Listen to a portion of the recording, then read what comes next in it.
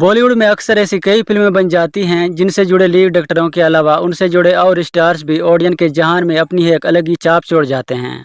और उन फिल्मों को दर्शक जब भी याद करते हैं तो उन स्टार्स के चेहरे ऑटोमेटिक ही अपनी आंखों के सामने आ जाते हैं। 90 के दशक के आखिर में ऐसी ही एक कामयाब फिल्म रिलीज हुई थी जिसका नाम था वास्तव। और इस फिल्म में डेढ़ पुड़िया के रोल में एक एक्टर भी नजर आए थे जिसका नाम है संजय नोरवेकर, जिन्होंने अपने दमदार एक्टिंग से उस रोल को हमेशा के लिए अमर बना दिया। इस किरदार में संजय नोरवेकर ने ऐसा काम किया है कि बगैर उनका नाम लिए अब इस फिल्म के बारे में बात करना भी अधूरा सा लगता है।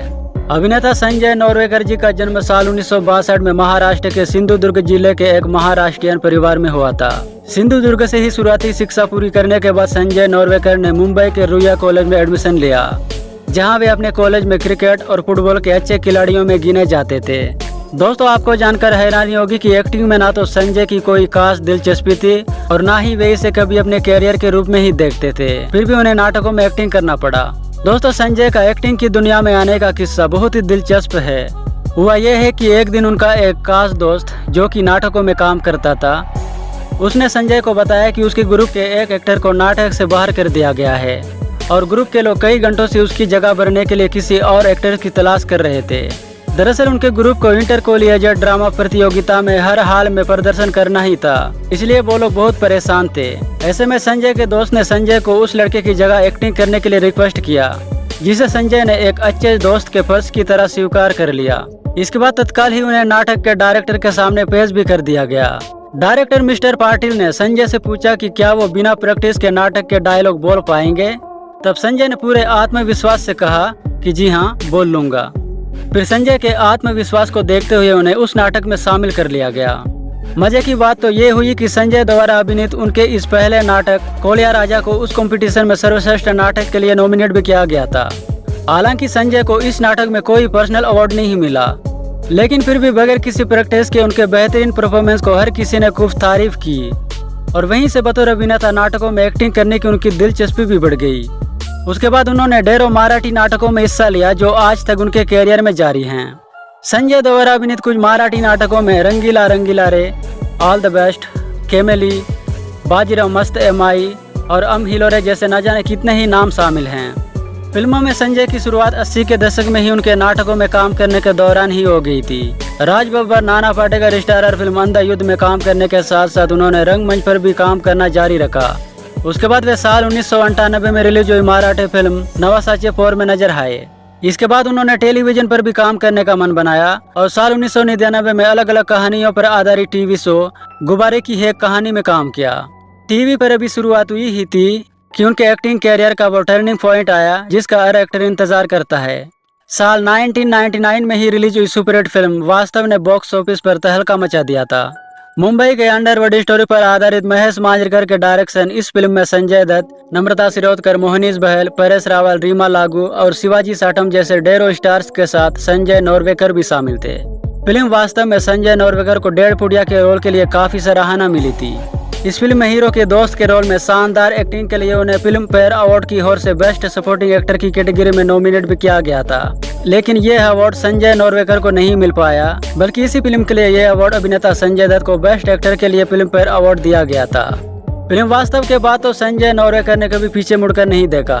इसके बाद उन्होंने एक के बाद एक ढेरों फिल्मों में काम किया, जिनमें बागी, दीवार, एक और एक, 11, पिज्जा, हंगामा, जोड़ी नंबर 1, बस इतना सा ख्वाब है, एहसास द फीलिंग, प्यासा, किस्मत और चांद के पार चलो आदि फिल्में शामिल हैं।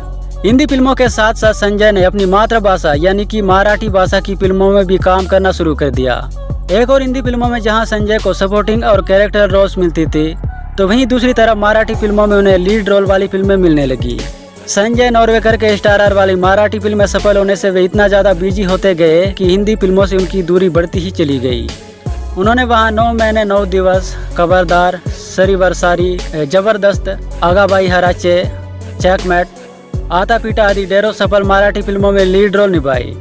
हिंदी और मराठी फिल्मों के अलावा संजय नोरवेकर ने साल 2013 में रिलीज हुई तेलुगु फिल्म लॉटरी में भी नजर आए। फिल्मों में सफल होने के बाद संजय ने एक बार फिर से टेलीविजन की ओर रुख किया और साथ ही वे कई वेब शोज में भी काम किया जो आज भी जारी है। टेलीविजन पर संजय स्टारर टीवी सीरियलों में my name is Lakhan, partners, गुम है किसी के प्यार में आदि टीवी सीरियल शामिल हैं। साल 2020 में संजय नेटफ्लिक्स द्वारा बनी और उसी के प्लेटफॉर्म पर रिलीज हुई फिल्म सीरियस मैन में भी नजर आए। इस फिल्म में अभिनेता नवाजुद्दीन सिद्दीकी लीड रोल में दिखे, तो वहीं संजय नॉर्वेकर एक पावरफुल मराठी नेता की दमदार रोल में दिखाई दिए। इस रोल के लिए उन्हें काफी सराहना मिली। इसके बाद वे वेब सीरीज एस्केप लाइफ के साथ कुछ और शोज में भी जुड़े।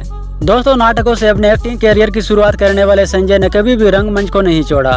उनका कहना है कि नाटक उनका जुनून है और वे नाटकों से आज भी बहुत कुछ सीखते हैं।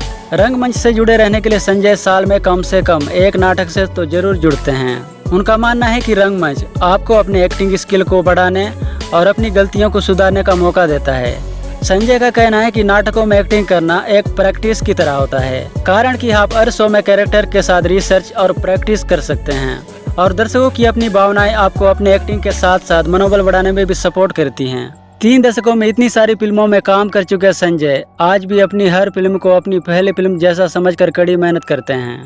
उनका कहना है कि एक फिल्म के पूरा होने के बाद मैं फिर से एक संघर्ष कर रहे आदमी की तरह महसूस करता हूँ।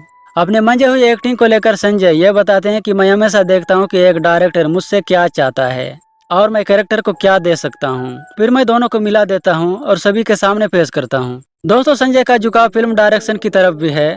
उनका कहना है कि फिल्म बनाने का तरीका अब बदल रही है और इन नई चीजों को वे पहले सीखेंगे, उसके बाद उन्हें लगा कि वे अब समझ गए हैं तो निश्चित रूप से फिल्म को डायरेक्ट करने की कोशिश करेंगे। सोशल मीडिया से दूरी बनाए रखने की बात पर संजय का कहना है कि वे थोड़ा अलग रहना पसंद करते हैं और सिर्फ व्हाट्सएप का ही इस्तेमाल करते हैं और किसी का नहीं। उनका कहना है कि सोशल मीडिया एक बेहतरीन साधन है, लेकिन हमें लगातार लोगों के सामने रहने से बचना चाहिए, क्योंकि अपना पर्सनल लाइफ सिर्फ अपना होना चाहिए। उनका यह मानना है कि सोशल मीडिया के बजाय उन्हें अपने परिवार को समय देना चाहिए। दोस्तों, संजय के पारिवारिक जीवन की बात की जाए तो उनकी पत्नी असिता नॉर्वेकर भी रंगमंच की एक कलाकार रह चुकी हैं और वे भी फिल्मों की दुनिया से जुड़ी हुई हैं। असिता मराठी फिल्मों की एक कार्यकारी निर्माता हैं, साथ ही उन्होंने कई मराठी फिल्मों में बतौर कॉस्ट्यूम डिजाइनर का काम भी कर चुकी हैं। संजय नॉर्वेकर के एक बेटे भी हैं जिनका नाम है आर्यन एस नॉर्वेकर, जो अपनी पढ़ाई के साथ साथ बतौर बाल कलाकार मराठी फिल्म फोकसद बंद से एक्टिंग की शुरुआत कर चुके हैं। दोस्तों, संजय बताते हैं कि उनकी पत्नी असिता और बेटा आर्यन ही उनके लिए हर फैसला करते हैं।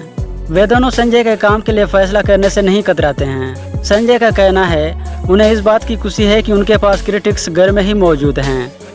दोस्तों, ये तो ही संजय नॉर्वेकर के रंगमंच से लेकर बॉलीवुड तक का सफर के बारे में और कैसे उन्होंने मराठी फिल्मों में काम करते करते बॉलीवुड से दूरी बनाई। अगर आप भी संजय नॉर्वेकर को जानते हैं और उनकी फिल्मों को देखते हैं तो उनका एक्टिंग आपको कैसी लगती है, नीचे कमेंट बॉक्स पर जरूर लिख सकते हैं। दोस्तों, अगर हमारी ये वीडियो आपको पसंद आई है तो वीडियो को लाइक कीजिए और अगर आप हमारे चैनल पर नए आए हैं तो चैनल को सब्सक्राइब कीजिए, क्योंकि दोस्तों मैं अक्सर ही इसी तरह की वीडियोस लाता रहता हूं, तो आपको उन वीडियोस का नोटिफिकेशन सबसे पहले मिल जाएगा। वीडियो पूरा देखने के लिए आपका धन्यवाद दोस्तों। मिलते हैं फिर अगले किसी इसी तरह के वीडियो के साथ।